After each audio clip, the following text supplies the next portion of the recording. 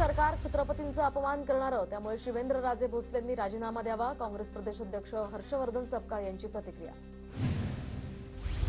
माझं मन यामध्ये लागत नाहीये असं जयंत पाटलांनी सांगितलं होतं. जयंत पाटलांच्या वक्तव्यावर हसन मुश्रीफांची प्रतिक्रिया. जिल्ह्याच्या विकासासाठी विशाल पाटलांनी आमच्या सोबत यावं. अपक्ष खासदार विशाल पाटलांना भाजप नेते चंद्रकांत पाटलांकडून ऑफर. अजित पवार मुख्यमंत्री व्हावे ही आमची अपेक्षा. राज्यातील जनतेनं दादांच्या पाठीशी उभं राहावं ही आमची मनापासून धारणा आहे. कृषी मंत्री माणिकराव कोकाटेंचं वक्तव्य.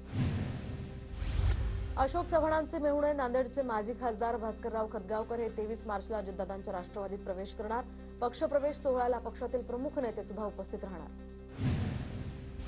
मुंबईमध्ये भाजपकडून आज एकदिवसीय कार्यशाळेचं आयोजन, तर सर्व जिल्हाध्यक्ष आणि नेते उपस्थित असणार. सकाळी 10 ते संध्याकाळी 5 या वेळेमध्ये भाजपची कार्यशाळा. प्रदेशाध्यक्ष बावनकुळे आणि रवींद्र चव्हाण मार्गदर्शन करणार.